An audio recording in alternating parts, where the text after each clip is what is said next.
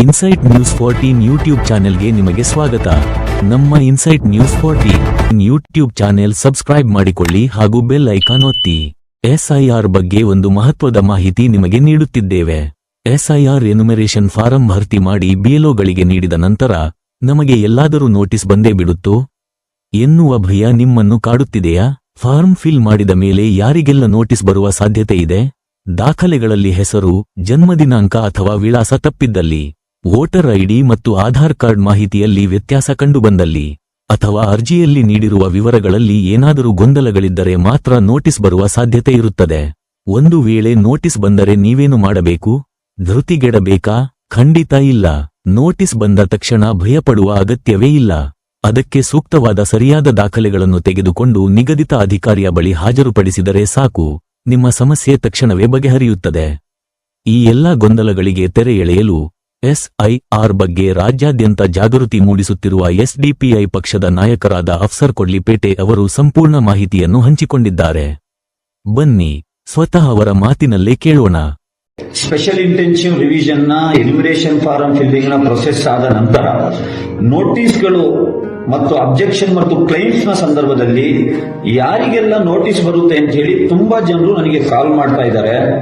ಈಗಾಗಲೇ BLO app ನಲ್ಲಿ logical discrepancy ಹೆಸರಿನಲ್ಲಿ ಬಹಳಷ್ಟು ಜನರ ಮ್ಯಾಪಿಂಗ್ ಯೆಲ್ಲೋ ಅಲ್ಲಿ ತೋರಿಸ್ತಾ ಇದೆ, ರೆಡ್ ಅಲ್ಲಿ ತೋರಿಸ್ತಾ ಇದೆ. ಯಾರಿಗೆಲ್ಲ ನೋಟಿಸ್ ಬರ್ಬೋದು ಅಂತ ಹೇಳಿ ಒಂದು ಅಂದಾಜು ಏನಿದೆ ಅಂದ್ರೆ, ಕರ್ನಾಟಕದಲ್ಲಿ ಲಾಜಿಕಲ್ ಡಿಸ್ಕ್ರಿಪೆನ್ಸಿ ಹೆಸರಿನಲ್ಲಿ ಒಂದು ವೇಳೆ ನಿಮ್ಮ ಮತ್ತು ನಿಮ್ಮ ಪೋಷಕರ ವಯಸ್ಸಿನ ಅಂತರ 15 ವರ್ಷಕ್ಕಿಂತ ಕಡಿಮೆ ಇದ್ರೆ ನಿಮಗೆ ನೋಟಿಸ್ ಇಶ್ಯೂ ಆಗುವಂತ ಸಾಧ್ಯತೆ ಇದೆ. ಅದೇ ರೀತಿ ನೀವು ಮತ್ತು ನಿಮ್ಮ ಒಡಹುಟ್ಟಿದವರು, ಅಕ್ಕ, ಅಣ್ಣ, ಅಕ್ಕ, ತಂಗಿ ಇವರ ನಡುವೆ 9 ತಿಂಗಳಿಗಿಂತ ಕಡಿಮೆ ವಯಸ್ಸಿನ ಅಂತರ ಇದ್ರೆ ಅದಕ್ಕೂ ಕೂಡ ನಿಮಗೆ ಲಾಜಿಕಲ್ ಡಿಸ್ಕ್ರಿಪೆನ್ಸಿ ಹೆಸರಿನಲ್ಲಿ ನೋಟಿಸ್ ಇಶ್ಯೂ ಆಗುವಂತ ಸಾಧ್ಯತೆ ಇದೆ. ಒಂದು ವೇಳೆ ನೀವು ನಿಮ್ಮ ಅಜ್ಜ, ಅಜ್ಜಿ, ತಾತ ಇವರೊಂದಿಗೆ ಮ್ಯಾಪ್ ಮಾಡಿಸಿದ್ರೆ ನಿಮ್ಮ ಅಜ್ಜ, ಅಜ್ಜಿ ಮತ್ತು ನಿಮ್ಮ ವಯಸ್ಸಿನ ಅಂತರ 40 ವರ್ಷಕ್ಕಿಂತ ಕಡಿಮೆ ಇದ್ರೆ ಅದಕ್ಕೂ ಕೂಡ ಲಾಜಿಕಲ್ ಡಿಸ್ಕ್ರಿಪೆನ್ಸಿ ಹೆಸರಿನಲ್ಲಿ ನೋಟಿಸ್ ಇಶ್ಯೂ ಆಗ್ತದೆ. ಅಷ್ಟು ಮಾತ್ರವಲ್ಲದೆ ನಿಮ್ಮ 2002ರಲ್ಲಿ ನಿಮ್ಮ ಹೆಸರಿನ ಮತ್ತು ನಿಮ್ಮ ತಂದೆ ತಾಯಿಯ ಹೆಸರಿನ ನಡುವೆ ಸ್ಪೆಲ್ಲಿಂಗ್ ಮಿಸ್ಟೇಕ್ ಇದ್ರೂ ಕೂಡ ಅದಕ್ಕೂ ಕೂಡ ನೋಟಿಸ್ ಇಶ್ಯೂ ಆಗುವಂತ ಸಾಧ್ಯತೆ ಇದೆ. ಹಾಗಾಗಿ ಯಾರು ಪ್ಯಾನಿಕ್ ಆಗೋ ಅವಶ್ಯಕತೆ ಇಲ್ಲ. ನಿಮಗೆ ನೋಟಿಸ್ ಇಶ್ಯೂ ಅಂದ್ರೆ ನೀವು ಮಾಡಬೇಕಾಗಿರುವಂತ ಕೆಲಸ, 1997ಕ್ಕಿಂತ ಮುಂಚೆ ನೀವು ಜನಿಸಿದ್ರೆ ನಿಮ್ಮ ಈಗಿನ ಮತದಾರರ ಪಟ್ಟಿಯಲ್ಲಿ ಹೆಸರು ಯಾವ ರೀತಿ ಇದೆ ಅದಕ್ಕೆ ರಿಲೇಟೆಡ್ ಆದಂತಹ ಯಾವುದಾದ್ರೂ ಒಂದು ದಾಖಲಾತಿಯನ್ನು ನೀವು ಸಬ್ಮಿಟ್ ಮಾಡಿದ್ರೆ ಸಾಕು. ಒಂದು ವೇಳೆ 1987ರಿಂದ ಹಿಡಿದು 2004ರ ನಡುವೆ ನೀವು ಜನಿಸಿದ್ರೆ ನಿಮ್ಮ ಮತ್ತು ನಿಮ್ಮ ತಂದೆ ಅಥವಾ ತಾಯಿಯ ಇಬ್ಬರಲ್ಲಿ ಒಬ್ಬರ ದಾಖಲಾತಿಯನ್ನು ನೀವು ಪ್ರೊಡ್ಯೂಸ್ ಮಾಡಬೇಕಾಗ್ತದೆ. 2004ರಿಂದ ಈಚೆಗೆ ನೀವು ಜನಿಸಿದ್ರೆ ನಿಮ್ಮ ಮತ್ತು ನಿಮ್ಮ ತಂದೆ ಮತ್ತು ತಾಯಿ ಈ 3 ಜನರ ಯಾವುದಾದ್ರೂ ಒಂದು ಮೂರು ದಾಖಲಾತಿಯನ್ನ ನೀವು ಪ್ರೊಡ್ಯೂಸ್ ಮಾಡಬೇಕಾಗ್ತದೆ. ಯಾಕಂದ್ರೆ ನನ್ನ ಅಂದಾಜಿನ ಪ್ರಕಾರ ಕರ್ನಾಟಕದಲ್ಲಿ ಸರಿಸುಮಾರು 50 ಲಕ್ಷ ಜನರಿಗೆ ಈ ಲಾಜಿಕಲ್ ಡಿಸ್ಕ್ರಿಪೆನ್ಸಿ ಹೆಸರಿನಲ್ಲಿ ನೋಟಿಸ್ ಇಶ್ಯೂ ಆಗುವಂತ ಎಲ್ಲಾ ಸಾಧ್ಯತೆ ಇದೆ. ನಿಮಗೇನಾದ್ರೂ ಮಾಹಿತಿಗಳು ಬೇಕಾದ್ರೆ, ಹೆಲ್ಪ್ ಬೇಕಾದ್ರೆ ಸೋಷಿಯಲ್ ಡೆಮೊಕ್ರೆಟಿಕ್ ಪಾರ್ಟಿ ಆಫ್ ಇಂಡಿಯಾದ ಬೂತ್ ಲೆವೆಲ್ ಅಸಿಸ್ಟೆಂಟ್ಸ್ ಗಳನ್ನ ನಾವು ಅಪಾಯಿಂಟ್ ಮಾಡಿದ್ದೇವೆ. ಅವರನ್ನ ನೀವು ಸಂಪರ್ಕಿಸಿ, ನಿಮಗೆ ಸರಿಯಾದ ಮಾಹಿತಿಯನ್ನು ಅವರು ಕೊಡ್ತಾರೆ.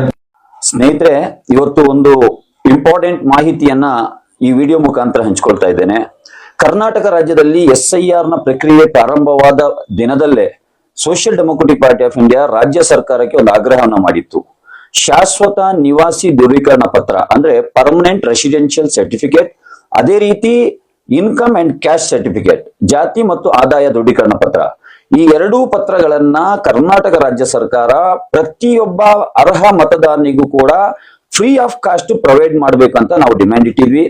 ತಡವಾಗಿ ಆದ್ರೂ ಕೂಡ ಸರ್ಕಾರ ಇವತ್ತು ಬೆಂಗಳೂರಿನ ವಿಧಾನಸೌಧದ ಬ್ಯಾಂಕ್ವೆಟ್ ಹಾಲ್ ನಲ್ಲಿ ಮುಖ್ಯಮಂತ್ರಿ ಡಿ.ಕೆ. ಶಿವಕುಮಾರ್ ಮತ್ತು ಉಪಮುಖ್ಯಮಂತ್ರಿ ಜಿ. ಪರಮೇಶ್ವರ್ ಅವರು ಉಚಿತವಾಗಿ ಮನೆ ಮನೆಗೆ ತೆರಳಿ ಆದಾಯ ಮತ್ತು ಜಾತಿ ದೃಢೀಕರಣ ಪತ್ರವನ್ನ ವಿತರಿಸುವಂತ ತೀರ್ಮಾನವನ್ನ ಮಾಡಿದೆ. ಅದರ ಇನಾಗ್ರೇಷನ್ ಅನ್ನ ಈಗ ಮಾಡಿದ್ದಾರೆ. ಇಲ್ಲಿ ಲೆಫ್ಟ್ ಸೈಡ್ ನಲ್ಲಿ ನಾನೇನು ಲಿಂಕ್ ಈಗ ಹಾಕ್ತೇನೆ, ಆ ಲಿಂಕ್ ನಲ್ಲಿ ನೀವು ಹೋಗಿ ಸುಮಾರು 85 ಲಕ್ಷ ಮತದಾರರಿಗೆ ಯಾರ ಮೊಬೈಲ್ ನಂಬರ್ ಅಟ್ಯಾಚ್ ಆಗಿದೆ ಅಂದ್ರೆ ನಿಮ್ಮ ಇನ್ಕಮ್ ಅಂಡ್ ಕ್ಯಾಶ್ ಸರ್ಟಿಫಿಕೇಟ್ ನ RD ನಂಬರ್ ಒಟ್ಟಿಗೆ ಮೊಬೈಲ್ ನಂಬರ್ ಅಟ್ಯಾಚ್ ಆಗಿದ್ರೆ ನೀವು ಕಚೇರಿಗೆ ಅಲೆದಾಡುವಂತ ಅವಶ್ಯಕತೆಯೂ ಕೂಡ ಇಲ್ಲ.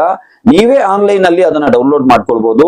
ಮತ್ತೆ ಅದಕ್ಕೆ ಯಾವುದೇ ಸಹಿ ಅವಶ್ಯಕತೆ ಕೂಡ ಇಲ್ಲ, ಯಾಕಂದ್ರೆ ಅದು ಡಿಜಿಟಲಿ ಸೈನ್ಡ್ ಆಗಿರ್ತದೆ. ಇದನ್ನ ಎಲ್ಲರೂ ಉಪಯೋಗಿಸ್ಕೊಳ್ಳಿ. ಪ್ರತಿಯೊಬ್ಬ ಅರ್ಹ ಮತದಾರರು ಇದನ್ನ ಡೌನ್ಲೋಡ್ ಮಾಡಿ ಇಟ್ಕೊಳ್ಬೇಕಂತ ನಾನು ಕೇಳ್ಕೊಳ್ತಾ ಇದ್ದೇನೆ. ಎರಡನೇದಾಗಿ, ಈಗ ಪರ್ಮನೆಂಟ್ ರೆಸಿಡೆನ್ಷಿಯಲ್ ಸರ್ಟಿಫಿಕೇಟ್ ಅನ್ನು ಕೂಡ ಅಪ್ಲೈ ಮಾಡ್ಲಿಕ್ಕೆ ಇವರು ಸಕಾಲ ಸೆಂಟರ್ಗೆ ಹೋಗ್ಬೇಕು, ತಾಲೂಕ್ ಆಫೀಸಿಗೆ ಹೋಗ್ಬೇಕಂತ ಡಿಸಿಷನ್ ತಗೊಂಡಿದ್ದಾರೆ. ಇದನ್ನು ಕೂಡ ಇದು ಮನೆ ಬಾಗಿಲಿಗೆ ತಲುಪುವಂತ ವ್ಯವಸ್ಥೆ ಮಾಡ್ಬೇಕಂತೇಳಿ ನಾನು ಆಗ್ರಹಿಸ್ತಾ ಇದ್ದೇನೆ. ಯಾಕಂದ್ರೆ ಹಳ್ಳಿಗಾಡು ಪ್ರದೇಶದಲ್ಲಿ ತಾಲೂಕು ಕಚೇರಿ ಮತ್ತು ಅವರ ಮನೆಗೆ ಕನಿಷ್ಠ 20-30 ಕಿಲೋಮೀಟರ್ ವ್ಯಾಪ್ತಿ ಇರ್ತದೆ. ಅವರು ಒಂದು ದಿನ ತಾಲೂಕು ಕಚೇರಿಗೆ ಅಳಿಬೇಕಂದ್ರೆ ಕೆಲಸಕ್ಕೆ ರಜೆ ಹಾಕಿ ಬರಬೇಕು. ಹಾಗಾಗಿ ಈ ಶಾಶ್ವತ ವಾಸ ದೃಢೀಕರಣ ಪತ್ರವನ್ನು ಕೂಡ, ನಿವಾಸ ದೃಢೀಕರಣ ಪತ್ರವನ್ನು ಕೂಡ ಫ್ರೀ ಆಫ್ ಕಾಸ್ಟ್ ಮನೆ ಬಾಗಿಲಿಗೆ ತಲುಪಿಸುವಂತ ಒಂದು ವ್ಯವಸ್ಥೆಯನ್ನು ಮಾಡಬೇಕಂತ ನಾನು ಈ ಸಂದರ್ಭದಲ್ಲಿ ಆಗ್ರಹಿಸ್ತಾ ಇದ್ದೇನೆ. ಮುಂದಿನ ಅಪ್ಡೇಟ್ಸ್ಗಾಗಿ ನೋಡ್ತಾ ಇರಿ ಇನ್ಸೈಟ್ ನ್ಯೂಸ್ 14.